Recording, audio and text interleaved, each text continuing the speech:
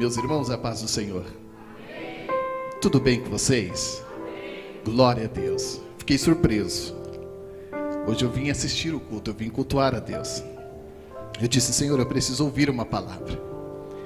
E confesso, ouvi muito. E entendi uma coisa. Ele disse, estou aqui. Conta para mim o teu problema. Foi cantado aqui, ele disse assim, estou aqui. Eis-me aqui, conta para mim o teu problema. E eu estava ali, no meu lugarzinho ali sentado, recebendo muito de Deus. Eu quero agradecer ao bispo, Fábio, obrigado. Obrigado pela honraria, pela confiança. Bispa, que o Senhor Jesus abençoe. Conheço alguns rostinhos que estão aqui. Meu amigo Zé Costa. Aquele homem grande. Já tem alguns anos que nos conhecemos aí e tivemos uma aliança muito forte. E ele foi me buscar ali para me trazer aqui hoje. Conheço algumas outras pessoas, a Dávila, conheço ela há alguns anos, essa jovem abençoada, a Aline também, que eu vi passando por aí. Algumas pessoas que eu conheço. Está ali a Aline, Deus abençoe. E que conhece também um pouquinho da minha história. E eu quero dizer assim para você. Em uma situação da minha vida, talvez as pessoas não depositariam confiança em mim. Porque vim de um lar que vivia em decadência espiritual. Um lar triste. Uma casa cheia de maldições hereditárias e maldição alcançada pela própria família. Eu vim de um lar assim. Eu vim de um lar bastante conturbado. Minha mãe, nascida e crescida no candomblé, praticante por 50 anos, ininterruptos. Mãe de santo, odiava crente. Eu vim de um lar assim, eu nasci em um lar assim. Meu pai, da dependência do álcool, conheceu a dependência química, e a dependência química você já pode imaginar onde levou meu pai. Na maior decadência crítica da humanidade. Meu pai virou zumbi e morador da Cracolândia. Sou oriundo de São Paulo. Nascido na cidade de Barueri, vivi aqui por 41 anos. Há 2, estou em Goiânia. Fui para Goiânia, voltei para cá, tentei insistir mais alguma coisa aqui, e Deus ardia no meu coração e dizia, o teu tempo aqui já foi. Até insisti. Fiquei mais um tempo por aqui, passando. Fui ajudar o nosso apóstolo ali em Alphaville. Mas Deus dizia, eu tenho algo contigo lá no Centro-Oeste. Voltei para o Centro-Oeste depois de algum tempo ali ajudando, me doando com a igreja. E hoje eu voltei aqui a essa casa. Essa casa onde eu me vi nascer e crescer. Essa casa chamada Barueri. E nasci num lar assim, completamente destruído. Aos olhos humanos, um lar que não tinha condições nenhuma de prosseguir com uma melhoria de vida. Aos 18 anos de idade, conheço um homem chamado Cristo Jesus. E conhecer Jesus foi a maior da decisão da minha vida. Foi a melhor das coisas que eu podia imaginar. Foi chegar até Jesus e conhecer a Cristo. E quando eu conheço Cristo, Ele me convida, Ele me chama e diz, vem comigo. E eu saio do lar candomblecista, resolvo seguir agora uma vida diferente. Uma vida cheia de projeções. Uma vida cheia de promessas. Confesso, servir a Cristo me fez entender uma coisa. No ápice da minha juventude, que Jesus tinha muito para entregar para mim, e que aquele lar que vivia em ruínas, em decadência, poderia ser de alguma forma transformada por Cristo. Acreditei nas palavras proféticas, e em cada culto, todos eles que eu participava, eu recebia todas as palavras que vinham do altar de Deus para a minha vida. O louvor era para mim. Podia ter centenas de pessoas no culto, mas eu era muito egoísta, porque tudo que era proferido de bênção, eu agarrava para a minha vida e dizia, isso é para mim. E foi assim por muito tempo, as palavras pregadas, os testemunhos contados, e tudo eu absorvia para a minha vida. Me tornei um grande sonhador. Aí eu pergunto, quem é aquele que não tem um grande sonho quando recebe uma promessa de Deus? Me tornei um grande sonhador com Cristo. Sonhava e sonhava. E aquela alegria que eu sentia, tudo aquilo que eu recebia naqueles cultos que eu frequentava, eu terminava diante de todos os cultos. Eu quero essa bênção para minha casa, para minha família. Eu começo a proferir palavras de bênção. Mas eu estou num lar onde tem a anfitriã da casa, a débita dos seus orixás, e que começa a me rejeitar. E você não pode imaginar o tamanho da dor que é você entrar dentro da sua casa e ser rejeitado as pessoas que você mais ama. Unicamente porque aceitei a Cristo como meu Salvador. Sofri rejeições. E agora eu me vejo sozinho, com a única oportunidade de pregar o Evangelho para minha casa. E eu falava muito de Jesus. E quanto mais eu falava de Jesus, mais afastado eu ficava da minha casa. Não foi fácil. Os meses foram passando. E eu mais e mais me achegando a Cristo Jesus. E eu me lembro que no 8º mês da minha conversão, bispo, no 8º mês, o Senhor faz um grande milagre na minha vida.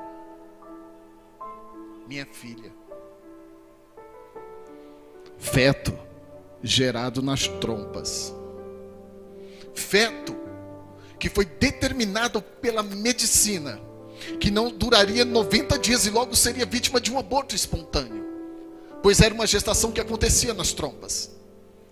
Os 9 meses, melhor dizendo, os 90 dias, os 3 meses determinados de aborto espontâneo pela medicina, passaram-se e foi-se ao contrário, a gestação deu continuidade.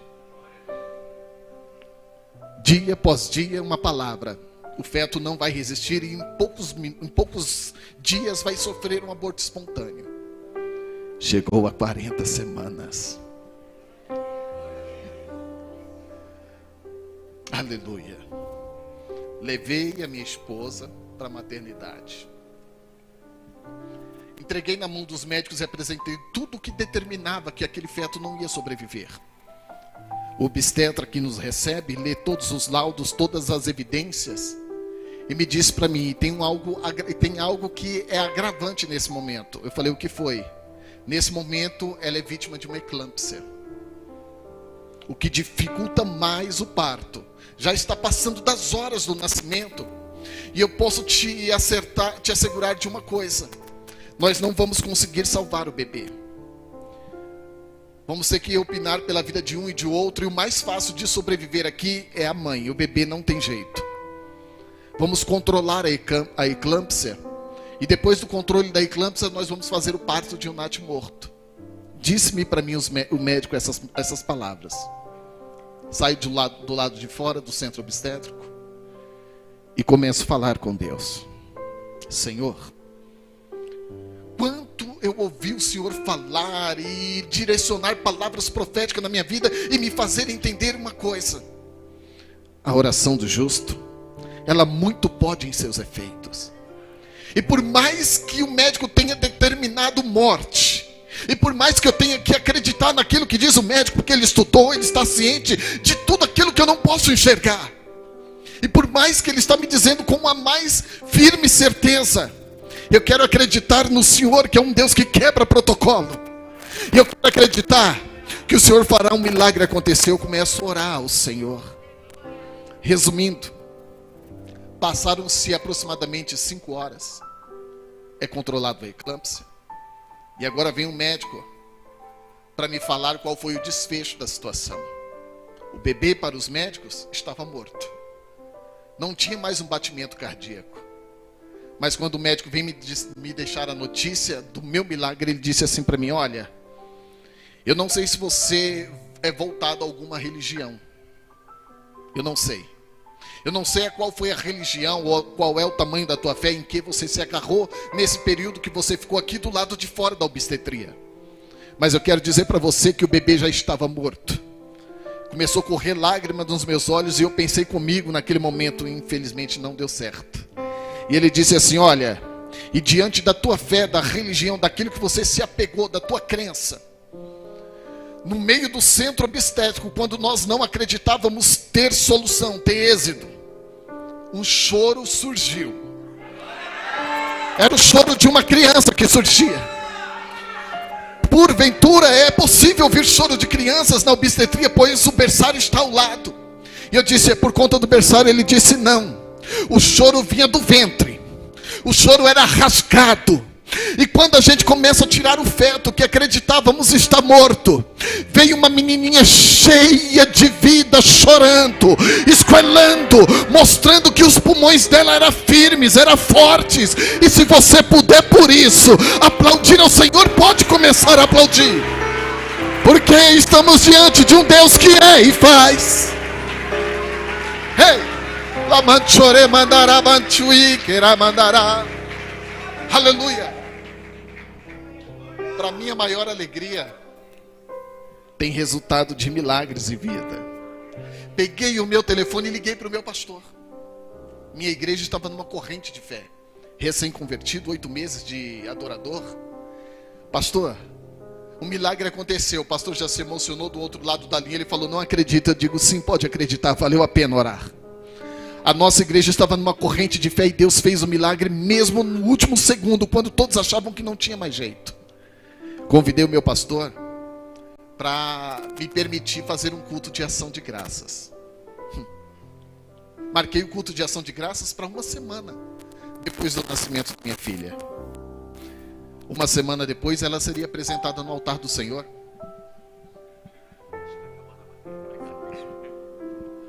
Uma semana depois, a minha filha já seria apresentada no altar do Senhor, tão pequena. Tem pessoas que costumam tirar o filho de casa ali depois dos 30, 60 dias. Eu já queria naquele momento. Era de Deus. Era para o Senhor. Marcamos o culto de ação de graças. Agora eu tenho a honra de convidar os meus para celebrar a Deus comigo. A primeira pessoa que eu convido foi minha mãe. Minha mãe foi a maior crítica do meu ministério. Falei de Jesus para minha mãe, disse que Jesus fez na nossa casa e convidei minha mãe para ir no culto. Minha mãe disse: eu não vou. Aguinaldo, o crente é entrão. Pensa num povo intrometido. Eu tive que ouvir isso. E por muitas vezes eu ouvia isso. Ele se mete na vida de todo mundo. Só eles são certos, os corretos, e o resto... Insisti. E não tinha mais argumentos para falar. Eu falei: mãe, eu já te convidei por todas as circunstâncias. Me resta uma. Se não vai por Cristo, ou pelos crentes, ou por mim, por tua neta. Tua neta que nós sabíamos que não ia nascer, e nasceu. Tua neta que sabíamos nós que não ia nascer com vida, e teve vida, cheia e com abundância. E pela neta, minha mãe aceita o meu convite e disse: eu vou ficar sentada na última cadeira, rota de fuga, perto da saída da porta de fuga. Não quero ser perturbada por ninguém. E o primeiro que se meter a besta e vir me perturbar, eu vou embora. Aceitou o meu convite. Tá de bom tamanho. Encontrei meu pai, que estava desaparecido há 10 anos. Estava lá na Cracolândia. Ainda era muito pequena a Cracolândia, não era aquela dimensão que é hoje. Ainda era muito pequena. E procurando meu pai, encontrei meu pai nas ruas da Cracolândia. Falei de todos os milagres que Jesus estava fazendo. Preguei o evangelho para ele, e pelo evangelho ele não queria vir a Cristo. Estrategicamente eu teria que convidar o meu pai. Minha mãe já deu um passo, meus irmãos, meus amigos. Agora falta o meu pai, o que está vivendo a maior crise de decadência da sua vida. E estrategicamente, recém-convertido, eu estava disposto a tudo, até a pagar. Ofereci uma grana para ele. Por Jesus não, mas pela grana ele aceita o meu convite de ir comigo ao culto. Tá bom, filho, eu vou lá, já que você está disposto a me ajudar aí com uma grana. você pode me adiantar alguma coisa? Aí eu falei: pai, depois do culto, eu lhe asseguro que o Senhor vai ter nas suas mãos o dinheiro que você precisa para fazer o que quiser. Mas eu preciso que você venha comigo. Meu pai me aceita o meu convite, esperando o dinheiro, ansioso pelo dinheiro, ele vem comigo. Ele deixa a Cracolândia. Nos aprontamos. E seria celebrado a Deus o meu culto. O culto da minha história. O culto da minha vida.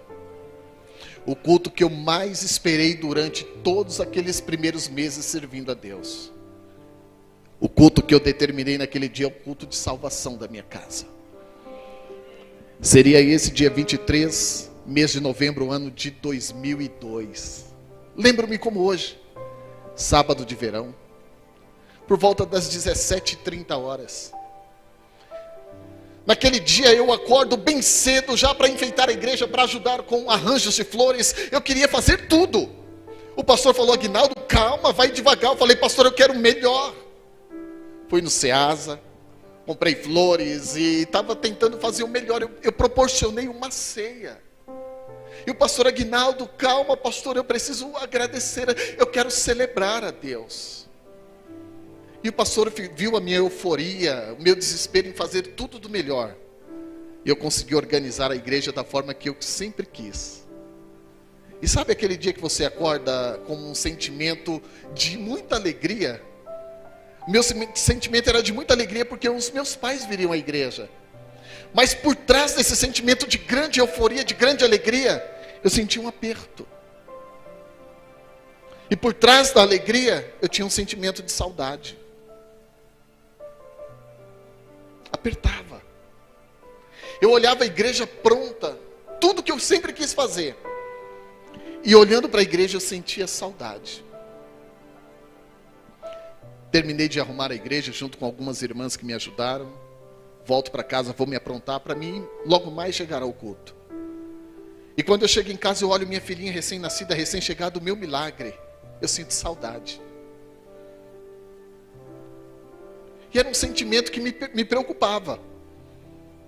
A minha alma transbordava em alegria. Mas por trás da alegria tinha saudade. E eu, sem entender muita coisa, saio da minha casa e vou junto com a minha família encontrar os meus pais para cultuar a Deus.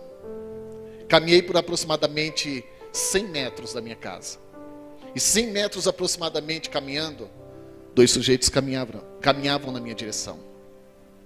Pararam à minha frente. Bloqueando a minha passagem, eu parei, interromperam o meu caminhar. E eu olhando naqueles sujeitos, eu olhei para os olhos deles e imaginei comigo: eles vão me perguntar por alguém. Eles irão me fazer pergunta por algum endereço ou coisa do tipo. Não existiram perguntas. Não houve uma palavra sequer. Sem tempo de correr. Sem tempo de imaginar que haveria naquele momento um atentado armado contra a minha vida. Sem tempo nem sequer de gritar socorro. Eu não tive tempo. No momento em que, parado à frente daqueles sujeitos, um deles sacou da cintura uma peixeira que media aproximadamente 16 polegadas. Faca de açougueiro. Sem palavras. Sem ajuntar inimigos. Sem nunca ter batido boca com ninguém. Eu vejo um sujeito sacar da cintura uma peixeira de açougueiro, faca de açougueiro, que sem tempo nem de bater a mão ou me defender, eu recebi o primeiro golpe desferido na altura do tórax. À esquerda do coração. Transfixante de um lado para o outro, passando entre as costelas. Eu sofri lesão da principal artéria que comanda toda a corrente sanguínea do corpo. O mesmo golpe transfixante, eu sofri lesão, perfuração transfixante pulmonar. Eu não me suportei de pé. Caí de joelhos no chão. De joelhos no chão, talvez existissem para mim 5 segundos de vida para clamar: a Deus, não me deixe morrer aqui. Salva a minha vida, Senhor. Mas imagine comigo um cenário diabólico. O mais terrível dos cenários que eu já pudesse me deparar. O sujeito com uma faca ensanguentada em punho, olhando para mim, fixo. com o sangue pingando, o sangue da faca pingando no chão. Friamente, ele levantou a faca na altura da face e lambeu o sangue que estava na faca. A minha reação foi como a tua, eu clamei: Deus, tem misericórdia da vida deste homem. A mente apaga e eu caio com a face sobre o chão. Caído no chão, fui golpeado mais 2 vezes nas costas. Lombar, medula. Era só a mão de Deus. Era só um milagre do Senhor. De pronto, uma viatura que estava próximo do atentado me socorreu rapidamente. Naquela época ainda as viaturas da polícia socorriam pessoas vítimas de violência. Hoje é muito difícil acontecer isso. Me colocaram no chiqueirinho da viatura e me levaram para o pronto atendimento, um pronto-socorro em Itapevi. Chegando no pronto atendimento, fadigado, cansado, eu ouvi quando o médico disse assim: ele não vai sobreviver. As chances são muito poucas, aqui não temos recursos. E a viatura da polícia que me levou ali, os policiais que estavam ao meu lado, disse: aqui não tem jeito, não pode já levar ele para o hospital. Me levaram para o antigo sanatório em Itapevi. Chegando lá, desenganado na medicina, na emergência médica, ainda eu ouço dizer assim: ele não vai viver. Não existe possibilidade de vida para ele, não tem jeito, a segunda porta se fecha. No hospital, o antigo hospital sanatório de Itapevi, não tinha jeito, não tem médico. Estariam agora preocupados em procurar um médico para me fazer a cirurgia precisa. Dos sanatórios de Itapevi, eu fui transferido para o maior complexo hospitalar da América Latina, o HC.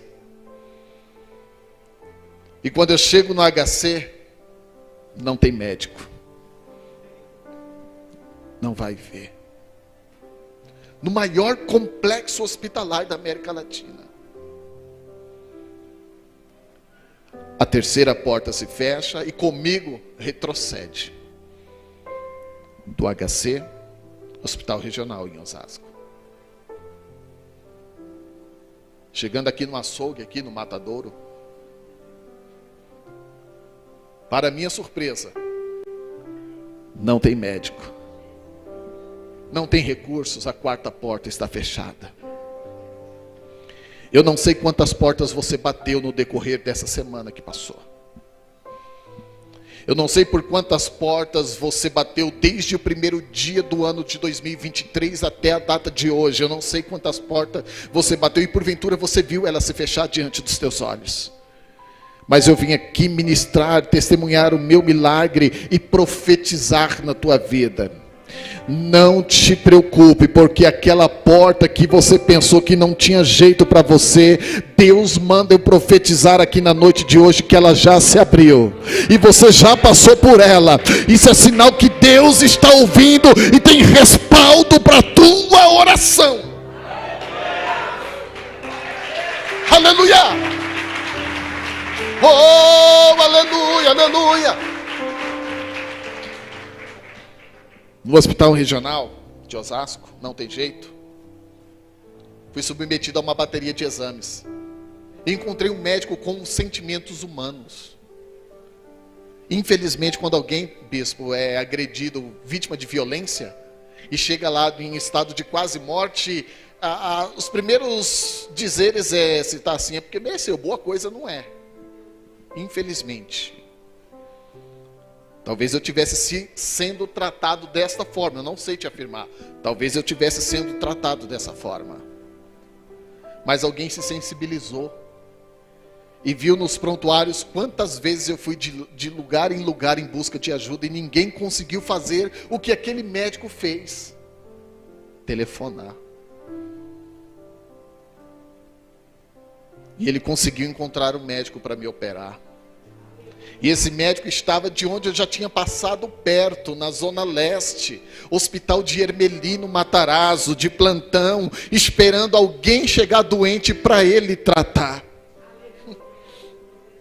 Estaria tudo pronto para minha quinta remoção. O médico então vai fazer alguns exames, porque se preocupa agora com o posto de sangue do hospital. Para ajudar, Sou portador daquele tipo sanguíneo universal, que o meu serve para todos, mas o de todos não me cabe.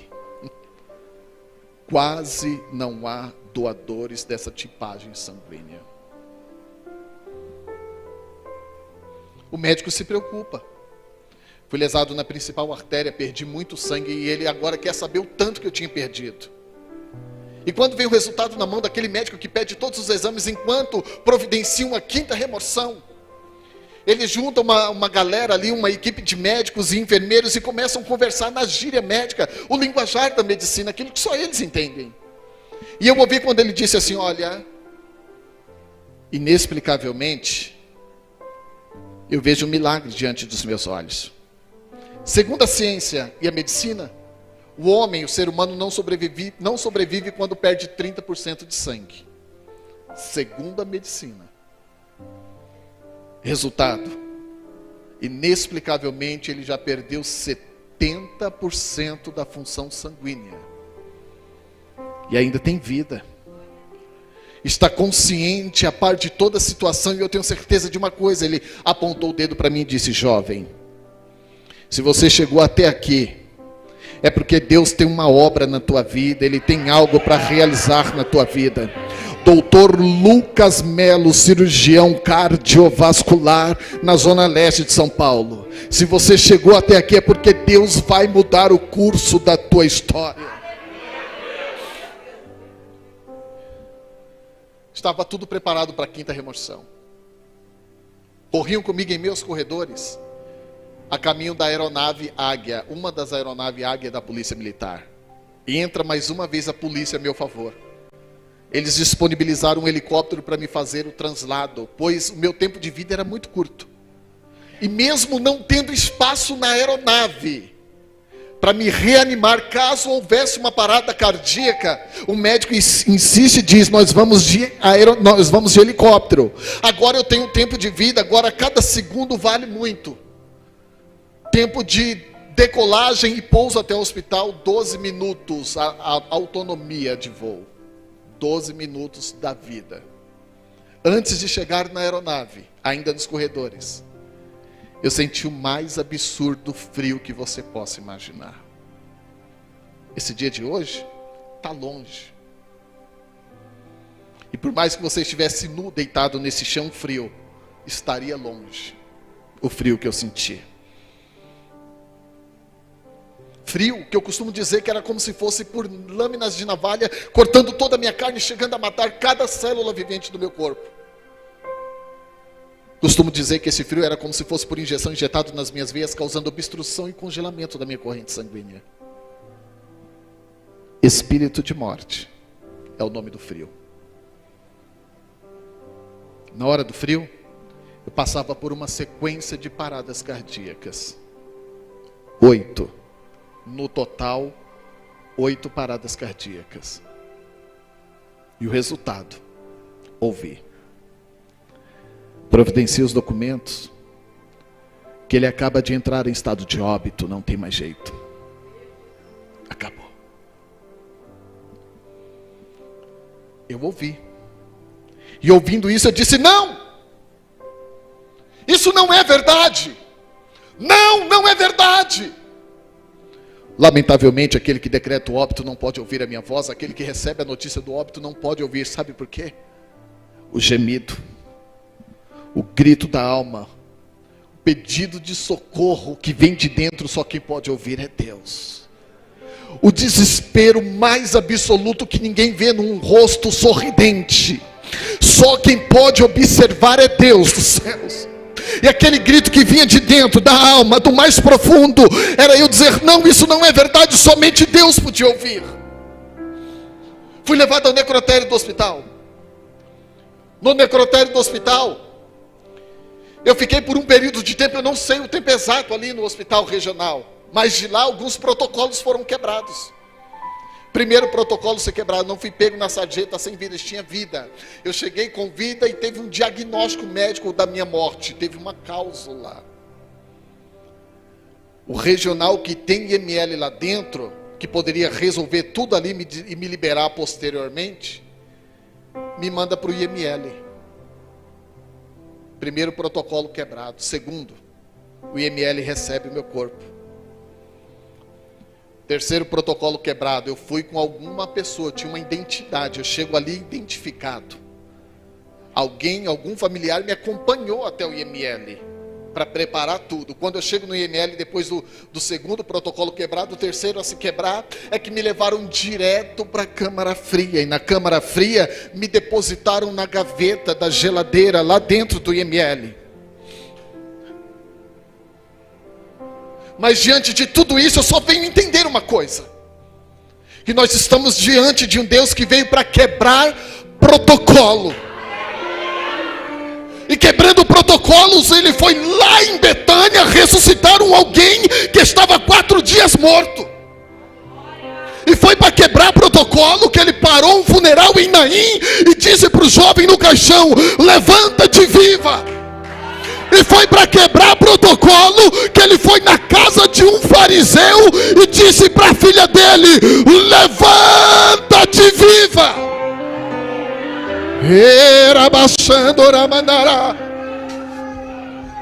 E nós estamos diante de um Deus que quebra protocolo. E ser depositado na câmara fria, no IML. Eu só entendo uma coisa hoje: o meu corpo, a minha carne precisava ser conservada. Porque se não tivesse congelado, talvez estaria apodrecida até o momento par.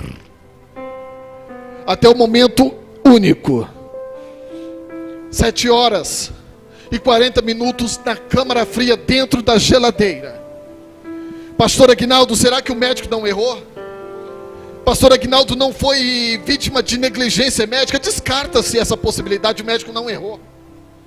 A medicina não errou. O médico não fez cálculo errado algum. Eu estava morto. Pastor Aguinaldo, o senhor foi lá nos céus, eu não tive o privilégio de subir aos céus. Pastor Aguinaldo, o senhor foi lá no inferno, eu não tive a má sorte de pisar no lugar que ainda não há habitação. Não tive. Mas eu ouvia. Não tinha dor, não tinha frio, mas eu ouvia.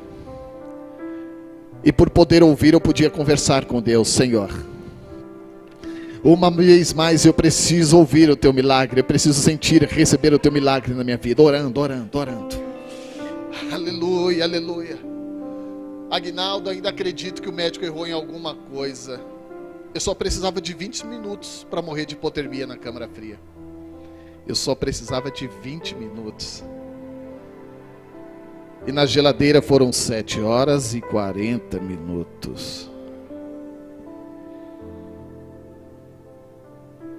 Quero lembrar a você que aquele era o dia do meu culto.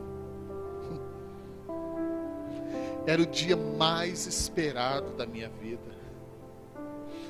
Era o dia que eu acordei feliz, mas com sentimento de saudade. E hoje eu entendo. Eu já ouvi, não sei se o senhor já ouviu, bispo.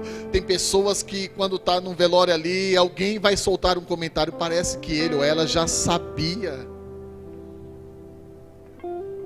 Eu já ouvi muito isso. Quem já ouviu isso? E eu entendo que o único sentimento de saudade que eu sentia só podia ser isso. Aleluia. Entra mais uma vez o personagem Mãe de Santo. 50 anos de candomblé, 25 anos titulada Mãe de Santo. Minha senhora Ana Bispo Santos, essa é minha mãe. Ela vai reconhecer o meu corpo para liberação. Segue seus protocolos. Abriram uma gaveta, eu ouvi. Eu não vi, mas eu ouvi. E alguém pergunta: a senhora conhece? Ela disse: é meu filho. E deixaram ela ali alguns minutos. E ela começa a gritar e chorar e dizer: filho, eu te avisei. Quantas vezes eu te avisei para não abandonar os nossos orixás? Quantas vezes? E sabe por quê? Porque nós na vida estamos acostumados a arranjar uma desculpa para qualquer situação mediante ao nosso problema.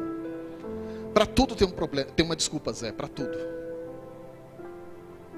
E a única desculpa que minha mãe arranjou naquele momento diante da morte foi culpar a minha fé. E aquilo me fazia entender uma coisa, que minha mãe jamais pisaria os pés dela dentro de uma igreja cristã, pois o filho foi assassinado a caminho de um lugar que ela nem queria chegar. Aleluia. Mas o Senhor,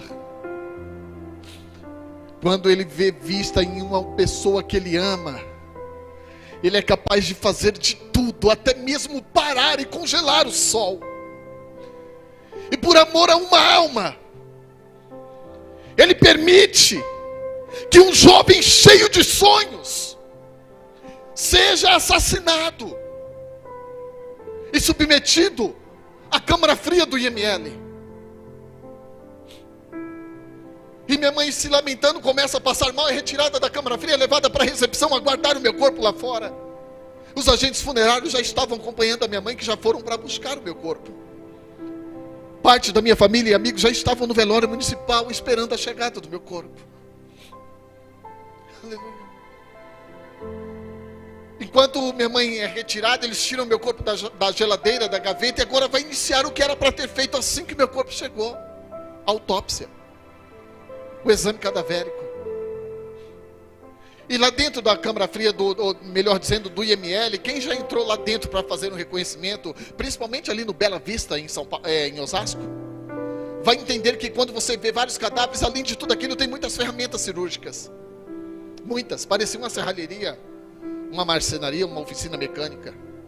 E dentre todas aquelas ferramentas que eles usam para fazer a autópsia, eles pegaram uma maquita para iniciar a autópsia e iniciar o procedimento. E a minha oração agora é: Senhor, eu já não entendo mais. Eu estou muito confuso nesse momento, pois eu ouço pessoas falarem, eu já ouvi a voz de minha mãe aqui, Pai. Eu não sei qual é o tamanho da gravidade que eu estou enfrentando nesse momento, pois nem dor ou frio ou calor eu posso sentir neste momento. Mas, Senhor, se o Senhor me deixou ouvir e chegar até aqui ouvindo tudo, eu quero pedir ao Senhor que, se o Senhor me der o direito de escolha e perguntar para mim o que eu escolho entre viver e ver o Senhor fazer salvação na minha casa, Senhor, é Tua promessa. E de tantas promessas que eu tenho para que seja realizada na minha vida, uma delas, o Senhor disse para mim que por intermédio da minha vida salvaria os meus. E se o Senhor me permitir escolher, eu estou pronto. Mas me deixa ouvir, assim como o Senhor me permite ouvir qualquer voz. Me deixa ouvir que o Senhor está salvando a minha casa.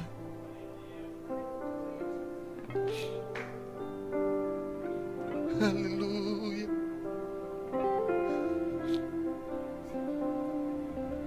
Ressuscitar Jesus faz a qualquer momento, e isso Ele não fica cheio de comoção, porque para Ele é muito comum, é muito normal. Mas o meu maior grande milagre foi quando, na hora da autópsia, com os punhos amarrados em atadura, congelado, eu ouvi o zunir da maqueta. A maquita queria me serrar a partir do tórax até embaixo, iniciando a autópsia. E quando eu ouço o zunir da maquita, eu vi o céu se abrindo. Ver os céus abertos. Ver os céus abertos é esquecer tudo que está em volta de ti. Ver os céus abertos é acreditar que você vai andar nas ruas de ouro. Ver os céus abertos é acreditar que você vai contemplar e tocar aos muros de jaspes e cristais. E ver os céus abertos era o que me fazia acreditar naquele momento que eu estaria lá. Eu quero subir. Não tive o privilégio de subir, mas ao encontro da maquita que vinha na direção do meu peito, eu ouvi uma voz vindo dos céus que se abriu diante dos meus olhos espirituais. E a voz que veio dos céus disse para mim assim: filho, ainda não é chegada a tua hora. Levanta-te, glorifique ao meu nome, porque sou Deus que te devolvo a vida para viver as minhas promessas. E quem tem promessa, bate pão.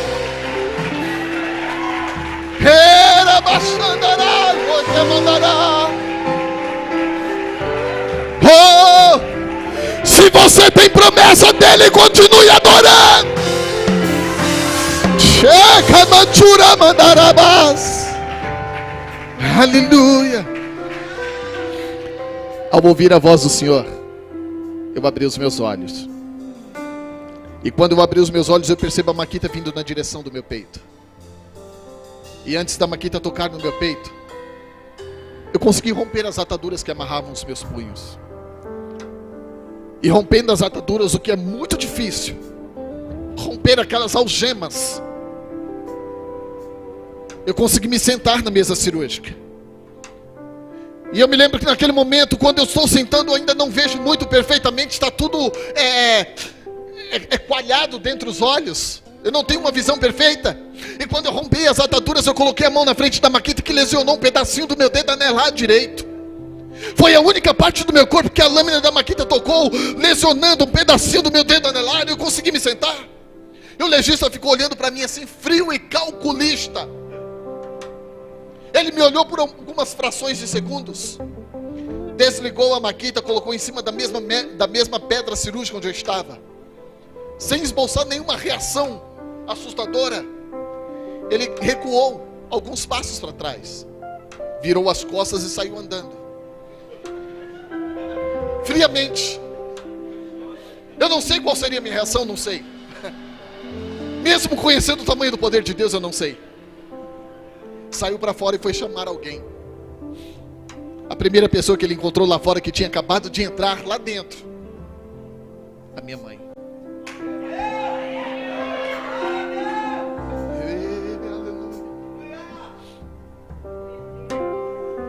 Ele entra com ela segurando na mão dela sem dizer nada. E eu estava observando cada corpo pendurado naqueles ganchos de açougue. Cada corpo pendurados aqui pela nuca, tudo costurado. Para mim era uma dimensão espiritual, a ficha não tinha caído. E ele entra com a minha mãe para e começa a chacoalhar o braço dele aqui e dizer: doutor, eu preciso de calmante. Eu estou tendo visões, alucinações, e meu filho sentado olhando para mim. O legista vai dizer assim para ela: senhora, eu não sei o que é, mas é. Eu não sei o que foi, mas foi. Eu não sei como, mas aconteceu. Eu ia fazer autópsia, ele sentou, olhou para mim. Então é verdade que está havendo milagre aqui. Oh, aleluia.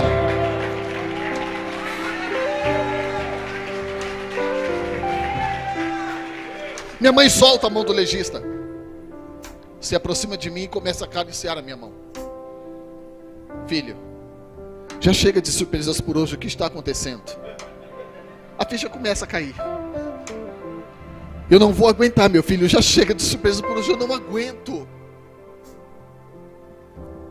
Mãe, Jesus me ressuscitou.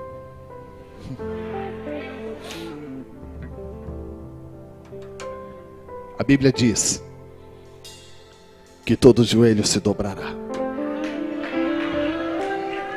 De pé, fique de pé. A Bíblia diz que toda língua confessará: santo é o Senhor. Foi na madrugada do dia 23 de novembro para o dia 24 do ano de 2002 que a macumbeira entra dentro da câmara fria para buscar o corpo do filho. A macumbeira que teve o único culto da sua vida interrompido mediante uma fatalidade. E a macumbeira, quando vê o filho dizer: Jesus me ressuscitou, ela cai de joelhos assim como estou e diz: eu quero aceitar esse Jesus que faz o morto ressuscitar. Agora aplauda bem forte ao Senhor. O teu melhor é para Ele, é por Ele, é diante dEle. Mais forte é para Jesus.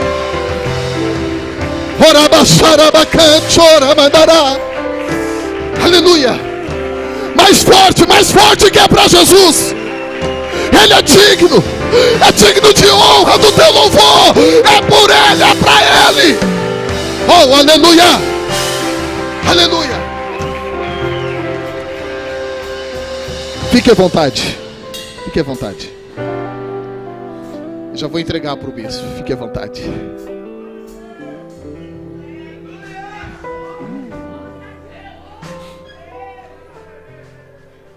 O maior grande milagre da minha vida foi ver a minha mãe se curvar diante de Deus. Resumindo, Saio dali do IML, foi chamada uma ambulância, do IML eu fui levado para o hospital, e agora eu vou para a Zona Leste, Hospital de Ermelino Matarazzo. 7 horas e 40 minutos depois de congelado, eu vou para a Zona Leste. Disseram lá, está indo aí o morto-vivo. Meu marketing pessoal hoje, morto-vivo. Está indo para aí o morto-vivo. Quando eu volto à vida, eu não tenho sinais vitais. Mas eu posso falar. Eu posso ouvir, eu posso me comunicar. E só se comunica com alguém quem está vivo. Não tem sinais vitais quem está morto. Que confusão. Morto-vivo. Chego no hospital. E a caminho do hospital minha mãe começa a fazer alguns telefonemas. Me segura essa. Ela liga primeiro para uma das minhas irmãs e diz assim: olha, Cris, avisa para todo mundo aí que não vai ter mais sepultamento. E a minha irmã preocupada: por que, mãe? O que está acontecendo? Está todo mundo aqui esperando no velório. Ela disse: olha, pode falar para todo mundo aí que o Aguinaldo ressuscitou. Do meu lado, dentro da viatura da ambulância. E pode falar mais uma coisa para quem quiser ouvir aí. Pode falar para todo mundo que agora, talvez essa frase você não ouve há muitos anos. Os crentes aqui antigos, pastor, bispo. Pode falar para todo mundo aí que agora eu passei para a lei dos crentes. Ele é digno de honra. Ele é digno do teu louvor, da tua palma de adoração. Aleluia. A notícia é espalhada: o Aguinaldo ressuscitou, não vai ter velório. Meu pai no velório municipal se rende a Cristo. Aleluia. Fui levado pro hospital, e no hospital fui chamado também de morto-vivo. E dali por diante eu fui induzido a um coma. Fui entubado. E na indução desse coma me desligaram literalmente. Eu fui desligado. Eu sei que eu cheguei lá consciente, com vida, mas eles precisavam fazer alguma coisa e me induziram a um coma. Era tudo muito novo o que eles estavam presenciando ali. Fui entubado e fiquei entubado por 85 dias. Fiquei em estado de coma por 85 dias. Fizeram de tudo comigo naquele intervalo, eu não vi nada. Nem sonhar eu sonhava. Nem ouvir pessoas falar eu ouvia. Fiquei literalmente desligado. Hora de me acordar. Decidem em conjunto todos os médicos, com autorização da família, me reanimar. Desligar os aparelhos e me tirar do coma. Tiraram a medicação e agora falta me extubar. E a primeira sensação que eu tive naquele momento, quando começa a me extubar, eu me vejo literalmente submerso no maior dos oceanos que você possa imaginar, com os pulmões cheios de água. E cada milímetro que aquela mangueira era retirada de dentro de mim, era como se meu corpo começasse a subir.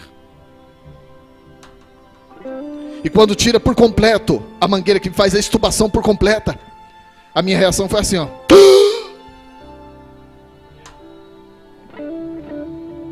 De imediato, luzes nos meus olhos, lanternas. Doutor, ele acordou, doutor, corre aqui, ele está acordado, ele está olhando aqui, doutor. E começam a clarear os meus olhos, as minhas pupilas. E eu lembro que uma enfermeira ou médica, não sei, ela dizia assim: você pode me ouvir? E eu ouvia com eco: você pode me ouvir? Qual o seu nome?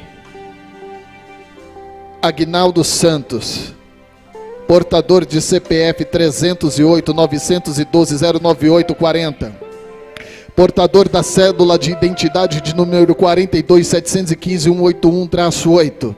Eu começo a falar toda a minha documentação. Ela disse: tudo bem, eu já entendi. Você está ouvindo perfeitamente.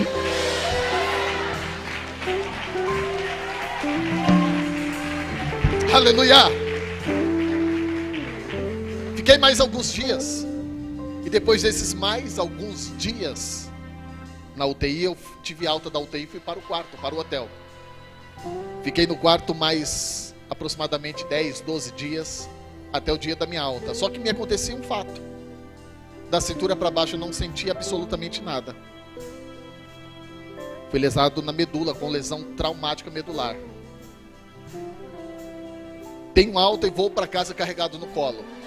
Tive medo de ir para casa onde eu morava. Saio de Barueri, vou para Itapevi, vou morar numa área livre, e ali eu tinha a melhor casa da rua. E fui esfaqueado na porta de casa, não quis voltar para casa, tive medo, receioso. Abandonamos a casa e tivemos que começar do zero aqui em Barueri de novo. Fui morar ali no Vale do Sol, na rua Orinoco. Para chegar ao nível da rua, a casa que eu morava, eu tinha que subir 65 degraus de escadas. Volto para o hospital carregado no colo e pergunto: doutor, quanto tempo tenho mais para ficar sem sentir as minhas pernas? Eu preciso voltar a trabalhar. Ele disse para mim assim: Aguinaldo, diante de tantos e tantos privilégios que você viveu, o privilégio de conhecer o outro lado da vida, que todos nós aqui estamos comovidos e conhecemos a sua história, eu tenho uma notícia para te dar, e eu acredito que você vai tirar de letra essa notícia. Olha, você foi lesado na medula e foi uma lesão muito importante. E por esse motivo, Aguinaldo, você ficou paraplégico. Sinto muito. Você não vai mais andar.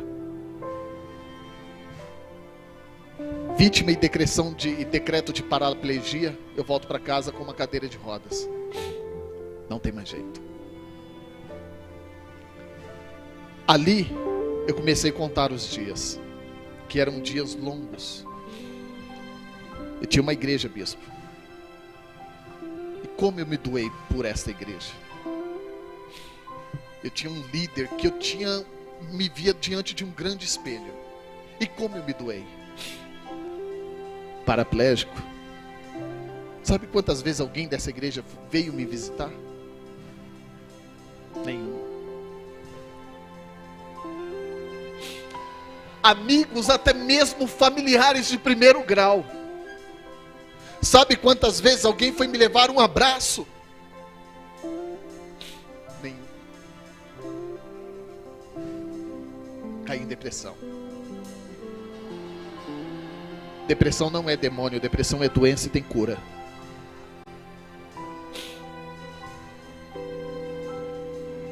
Depressão é doença e tem cura.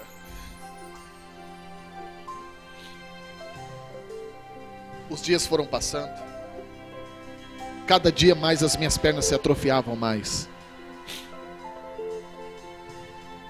Desculpa eu me falar isso aqui, mas Deus está tocando, eu preciso falar essa parte aqui. É muito difícil falar isso. O que eu vou dizer aqui é muito difícil. Eu tenho muito cuidado para falar onde eu digo essas palavras, mas aqui é uma igreja que está alicerçada com Cristo. Chegou o momento, bispo, que eu pensei em suicídio. Não era demônio, era depressão. Busque. Procure saber de onde vem a depressão dessa pessoa que você convive com ela. Tem cura. E às vezes a cura depende apenas de um único abraço. Aleluia. As dificuldades financeiras vieram. Passamos fome, não tendo muito o que comer. Tem gente que quando come demais uma coisa acaba ficando enjoa daquilo, não quer nem ver, nem quer nem chegar perto, né? Eu amo chuchu. Foi o meu alimento durante um ano. Chuchu e farinha de milho, sem sal, sem nada. O chuchu por si já é sem graça.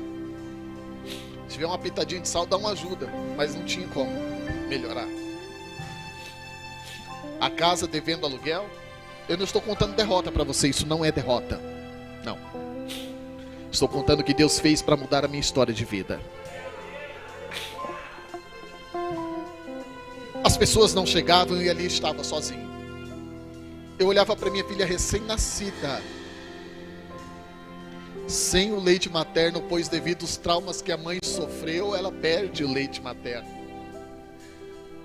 E nós não tínhamos condições de comprar uma caixinha de leite longa-vida ou simplesmente aquele leite tipo C.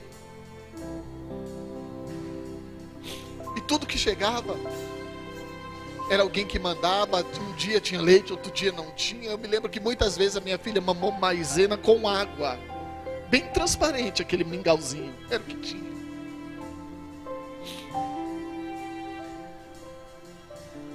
Eu fui ficando cada dia mais doente. Maquinei comigo meu suicídio, meu último dia. Pastor Aguinaldo, quanta hipocrisia. O Senhor viveu um milagre de ressurreição e agora quer se matar, queria. E eu só estou falando isso para você aqui porque eu sei do seu alicerce espiritual. Deus conhece quando nós chegamos no nosso limite. E Deus sabia que eu já estava no meu limite. Era próximo do Natal. Deus enviou na minha casa um anjo. E não foi um anjo espiritual, um anjo celestial. Não, foi um anjo físico, um pastor.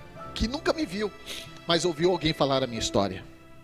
E quem falou da minha história para esse pastor que foi lá na minha casa, esse anjo, foi apenas o amigo dele de universidade, um médico legista. O mesmo que viu Deus fazer o milagre da minha vida. Esse pastor, por onde passava, ele pregava e contava a minha história de vida. Num dia, ele foi numa igreja onde congrega uma prima minha, no Avivamento da Fé em Carapicuíba, ali no Ariston. Chegando lá, ele contou a minha história de vida e disse: um dia eu vou encontrar esse jovem. Ao término do culto, a minha prima foi até ele, se apresentou e disse: eu vou te levar na casa dele hoje, porque ele está precisando. O pastor chegou na minha casa, era quase a meia-noite. Faltavam 10 minutos para meia-noite. Eu disse que à meia-noite eu ceifaria a minha vida. E Deus começa a contar o meu prazo de vida, que eu tinha determinado diante de Deus. Eu não sabia como, mas eu ia dar um jeito naquele dia. 10 para meia-noite, eu com os olhos estalados, vermelhos, noites sem dormir. Alguém bateu na porta. 1 ano e 4 meses sem receber ninguém na minha casa, sem visita de ninguém, nenhum familiar. Um estranho bateu na minha porta.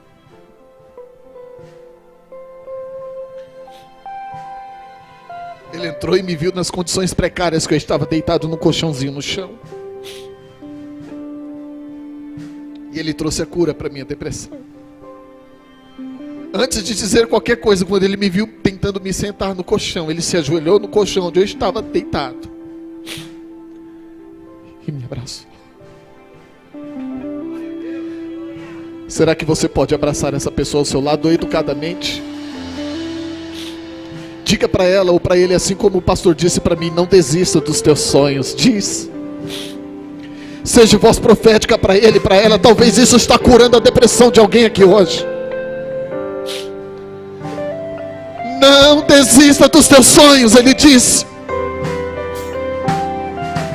Ficou quase 3 horas conversando comigo, falando comigo, trazendo ânimo para a minha vida. E me fez o meu primeiro convite, bispo. Aguinaldo, o mundo precisa ouvir a tua história. Posso te agendar num evento da minha igreja e convencer pessoas a te ouvir, a ouvir o seu testemunho de vida. Marcamos o evento. Era a primeira vez que eu ia falar ao público. Eu só falava de Jesus para minha mãe, para minha casa. Marcamos o evento. Eu pensei que eu fosse numa igreja tão pequena, principiante, começando. Primeira vez que eu fui falar a minha história de vida, eu fui no ginásio da Portuguesa.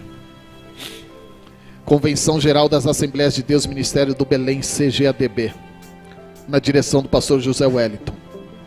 12.500 pessoas dentro do ginásio. O pastor me colocou junto com as autoridades que estavam naquele dia em cima do altar, em cima do palco. Os louvores foram cantados, a reunião deu sequência, a hora agora de contar o testemunho, a hora da palavra de Deus. Passaram para mim a oportunidade. Sentado na cadeira de rodas, 1 ano e 4 meses, desenganado da medicina, eu começo a falar de Jesus. Eu não tenho condições de falar porque eu não sabia o que falar. E o meu sermão durou menos de 1 minuto, foi só assim. Jesus é bom. Jesus levanta o caído, fortalece o fraco, capacita o necessitado. Jesus ressuscita mortos, ele me ressuscitou. Eu disse assim para o ginásio, foi esse o meu sermão. Jesus dá vista ao cego, dá audição ao surdo. Jesus faz andar os paralíticos. Peguei o microfone, preguei. Foi menos de 1 minuto, mas eu disse tudo. O pastor levantou, ninguém entendia nada, o ginásio não entendia, o pastor ainda veio para tentar tirar algo de mim, e veio se aproximando. Eu falei, tá bom, pastor, mais uma coisa. Eu tenho certeza de uma coisa, que ainda hoje, se ele falar, eu posso me levantar e andar para a glória de Deus. Acabei de dizer essas palavras sendo eu o maior profeta da minha vida e da minha história, entendendo que Deus me deu condição de profetizar dentro da minha casa.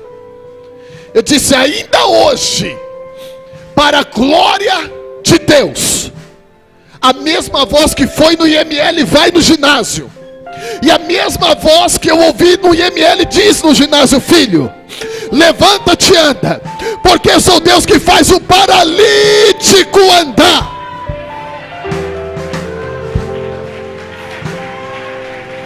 Aleluia, aleluia. Para mim encerrar a primeira parte da minha história, essa é a primeira parte para mim encerrar. Ouvindo o Senhor falar, eu fiquei de pé.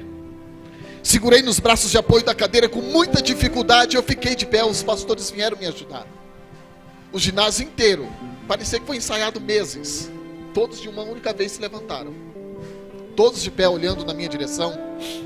Esperavam agora o momento de andar. Estar de pé é um bom sinal, agora falta andar. Tentei o primeiro passo. Tentei de novo o primeiro passo. Era como se tivesse um bloqueio em minha mente. E os meus comandos não entendiam a informação que o meu cérebro estava mandando. Curvei a minha cabeça, usei todo o equipamento de som que o ginásio me dera poder. E se você é bom de percepção, você percebeu que por muito tempo eu fico aqui de olhos fechados falando. Embora não pareça, eu sou muito tímido. Muito tímido. E por muito momento eu fico mesmo de olhos fechados, falando e dizendo. E naquele momento eu fechei os meus olhos, curvei a minha cabeça e disse, Senhor, eu não consigo. Eu conheço a tua voz, eu bem sei que foi o Senhor que falou comigo agora diante de todas essas pessoas, mas eu não consigo, Senhor. Não dá. Deus usou uma criança, bispa. Na primeira fila de cadeiras formadas na quadra do ginásio, além da arquibancada completa de pessoas. Na frente do palco, na primeira fila de cadeiras, uma mãe estava com um bebezinho no colo e ela ficava balançando a criança estava inquieta. E a mãe, quanto mais a criança ficava inquieta, mais ela sacudia a criança, tentando acalmar a criança. E para não distrair as pessoas ao lado, a mãe resolve colocar a criança na altura dos joelhos e diz, será que ela quer ficar ali no chão? E abaixa a criança olhando para mim. Ela abaixou a criança na altura dos joelhos me olhando. E por um descuido, Ana Carolina, o nome da criança, um bebezinho de 10 meses. Por um descuido, aquele bebezinho com 10 meses, soltou a mão da mãe e andou. Foram os seus primeiros passos. A mãe viu a criança andando e ia até tentar segurar, mas ela viu tanta perfeição, ela deixa a criança à vontade. A menininha deu alguns passos e virou para trás e olhou para a mãe como quem diz, tá tudo bem, mamãe. É claro que ela não falou, mas o olhar dela dizia, tá tudo bem. A mãe se levantou, continuou olhando na direção do palco e a criança veio andando da primeira cadeira até a frente do palco. Ela parou na frente do palco. Ela levantou a cabeça tão inocente e olhou dentro da menina dos meus olhos. E com apenas um gesto ela me disse tudo o que eu precisava ouvir. Ela levantou a mãozinha na minha direção e disse assim, ó, vem.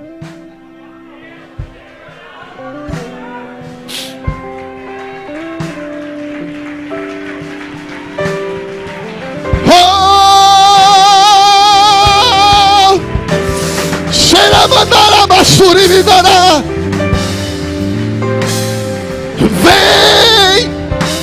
Vem diante da presença do Deus que é, do Deus que pode, vem. Xarabacantura Mandarácia. Vem. Os teus sonhos voltarão, porque o teu Deus vai te levantar. Dizia, vem. Aquela promessa que estava perdida vai voltar. Chorabacandará, vem, vem, vem a presença de Deus aqui hoje, vem. Orabaxarabacandará, vem. Orabaxarabacanturabandarabaxandará. Continue assim como está. Vendo a criança inocente me chamando, dizendo: vem. Arrastando os chinelos que eu estava calçado aos pés. Diante de 12.500 pessoas. Vítima de paraplegia pós-lesão traumática medular. Arrastando os chinelos. Eu dei o primeiro passo. A criança dizia: vem. Eu dei o segundo passo, o terceiro passo. E o resultado é que hoje eu vivo de milagre. Essa é a resposta. É que hoje eu vivo de milagre. Essa é a resposta. E vem. Prepare o teu coração, porque está chegando a hora do teu milagre. Eu digo assim. E vem. Pode vir a tua glória, a manifestação do teu Espírito. Vem, vem, vem. Alabacandará, baixara, mandará. Vem. E vem. Comecei a andar. Eu não parei mais, não. Hoje eu vivo as promessas de Deus. Um dia o Senhor falou para mim: vai viajar o mundo pregando o Evangelho. O mundo ainda não, bispo, ainda não. Mas hoje, eis-me aqui, Senhor, realizado. Esse testemunho já foi em 28 países. O Senhor já me levou para dizer que Jesus é bom e o diabo não presta. Vem! Eu já viajei todos os estados da nossa nação brasileira. Saí de São Paulo, fui para Goiânia. E de Goiânia o Senhor disse assim: Aguinaldo, vai lá na ICEF, em Barueri, e profetiza para o meu povo, dizendo: eu estou chegando para curar. E vem. Aleluia, aleluia. Oh, Espírito Santo de Deus.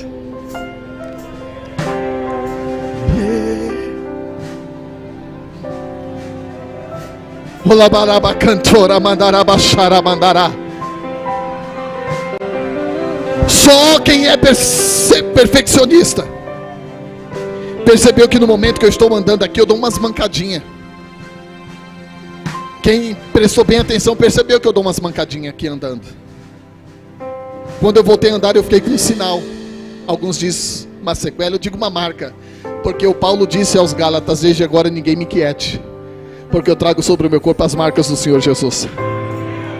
Uma marca. Eu voltei a andar e a minha perna esquerda continua paralisada. Não sinto, bispo. É morta. E o pastor Zé já me conhece há alguns anos e conhece bem a minha história. Por muitos anos eu carreguei um cajadinho. Eu fiz uma cirurgia de reparação só para me largar o cajadinho e me manter de pé.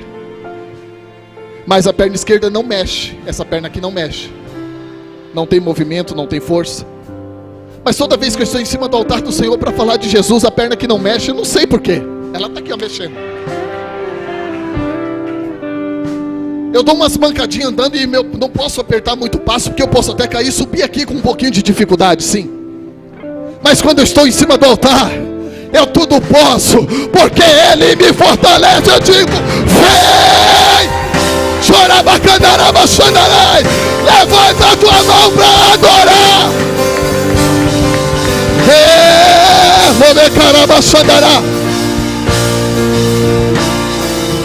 Aleluia. Só mais uma coisa eu já entrego. Eu vou levar. Pega um camarada grandão aí, Zé, por favor. Pega aí. Só para mim terminar. Aleluia. Se tivesse maior era bom, mas pode sim vir você mesmo.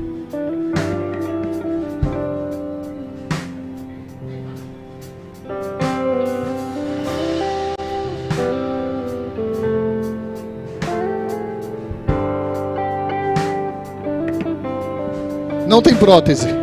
É prótese. Consegue ver? Não é prótese. Uma perna bem fininha, atrofiada porque não tem movimentos. Eu podia pedir para ele chutar a minha perna, mas talvez um chute forte agora pode me haver uma fratura. Eu não quero uma fratura, não quero. Então não vai chutar. Mas usando aí o peso que você tem, vem desse lado aqui. Eu não sei se todos vão conseguir me ver. Alguém não vai ver. Pode pular.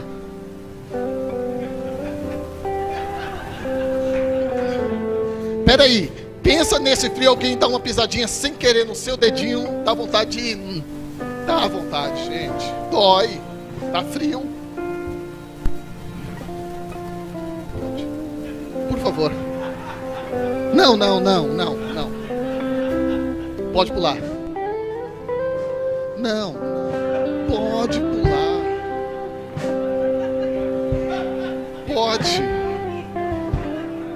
Pode, é que ele é empático, isso é empatia. Ele tem empatia. Pode, mas pode, por favor, faça. Não consegue? Vem cá então, pode vir.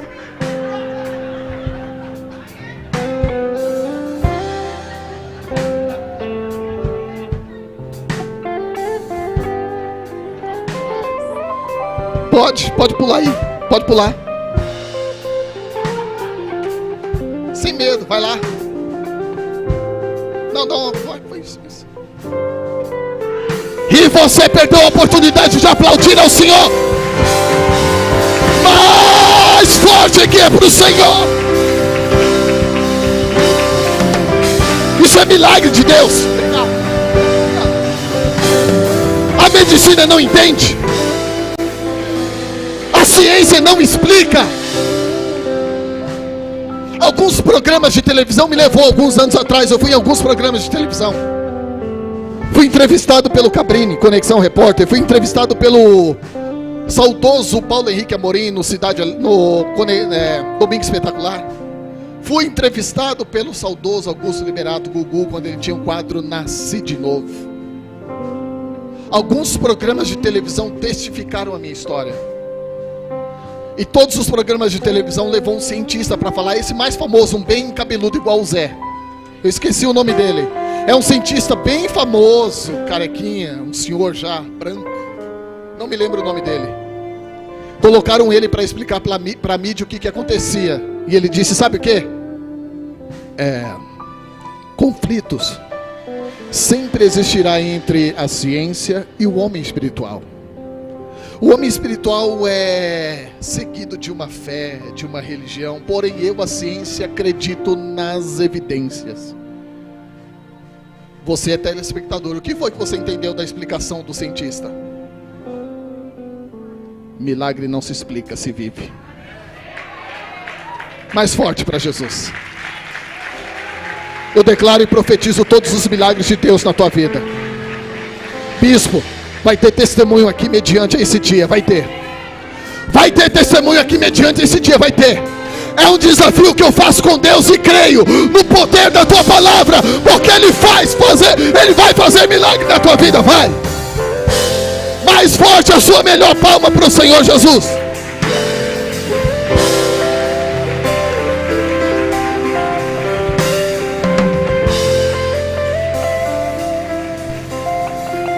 Aleluia. Deixa eu te falar uma coisa. Vira para quem está ao teu lado e fala assim: foi Deus que te trouxe aqui hoje. Pastor Aguinaldo, desde o dia que eu conheci ele na vigília, a gente tenta marcar um dia para ele vir aqui. Desde o dia, isso ano passado, nunca deu certo. Ele morando aqui, agora em Goiânia, deu certo. Você está entendendo? Só que segura essa, que domingo passado era o dia que ele ia vir. Não foi? Eu falei com os pastores aqui. Eu ainda brinquei, o morto-vivo vem aqui hoje. Foi ou não foi, pastor? E não deu para ele vir. Aí eu tô aqui cantando, o pastor José chega no meu ouvido e falou assim: pastor Aguinaldo tá aí. Eu falei, hoje, domingo passado ele não veio.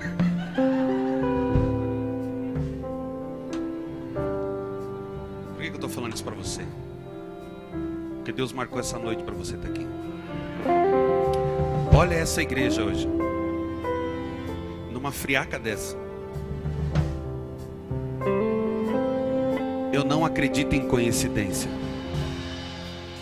Eu creio no que Deus está fazendo aqui.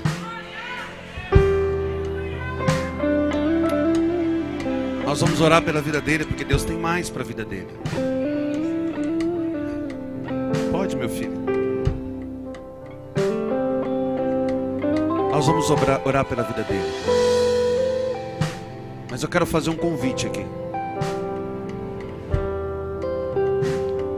Você quer dar um basta nessa vida mais ou menos com Deus? Porque o testemunho dele é a Bíblia saltando a realidade. Sabe por que ele ouvia tudo? Porque a alma, quando a pessoa morre, fica em estado de consciência. Se você ouviu por aí que não, olha a verdade aqui, a Bíblia diz isso. Estado de consciência. Amém? E só há dois caminhos: ou Hades ou paraíso. E a alma vai em estado de consciência ou para as delícias eternas ou para o sofrimento eterno. Nós não combinamos nada. Eu ouvi 5 minutos do testemunho dele na vigília e eu desejei trazê-lo aqui. E hoje ele explanou para você algo fantástico. Irmão, esse dedo aqui é a marca que Deus deixou. Quem está aí, irmão? Fecha os teus olhos. Eu quero fazer um convite. Se tem alguém aqui que deseja entregar a vida para Jesus. Bispo, eu já sou cristão, não quero saber se você quer entregar a tua vida a Jesus. Mergulhar em Deus. Tomar uma decisão de nunca mais voltar a tua caminhada de Deus. Sai do teu lugar e vem aqui na frente. Eu quero orar por você. Eu sei que tem pessoas aqui, você vai tomar uma decisão. Bispo, é tanto problema, queridão.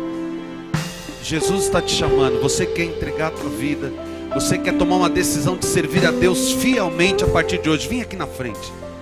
Vem aqui, sai do teu lugar e vem. Bispo, vem cá, nós vamos orar por ele. Enquanto nós vamos orar por ele, eu quero que você saia do teu lugar. Deus está chamando pessoas aqui. O Espírito do Senhor me diz que há pessoas no lugar que você tem pensado em desistir, que você tem pensado em parar, que as lutas, as situações, você fala para você, eu não vou continuar. Deus está falando para você, vem aqui agora tomar uma decisão definitiva na tua vida. Sai do teu lugar e vem aqui. Tem mais pessoas, sai do teu lugar, teu coração está ardendo, sai do teu lugar e vem aqui na frente. Esta é uma noite de divisor de águas. É uma noite de divisor de águas. Você não vai parar. O Espírito do Senhor está te chamando. Tem gente no lugar ainda que você precisa vir. Sai do teu lugar e vem, sai do teu lugar e vem. Tem gente no lugar, o Senhor está chamando. Assim como aquela menina disse, vem. O Senhor está dizendo para você, vem. Você sabe disso.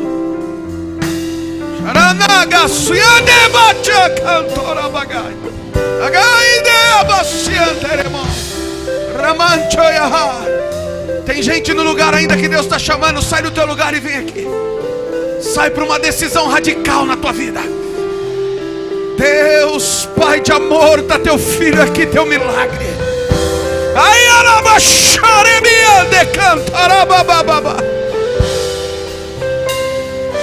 Toca o teu ungido. Usa o teu ungido. Prospera o teu ungido.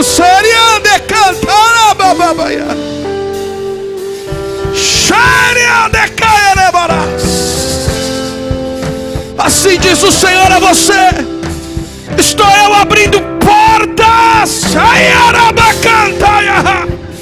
A tua oração foi ouvida, diz o Senhor. Você me clamou, me chamou, e o Senhor está te dizendo: estou eu abrindo portas excelentes.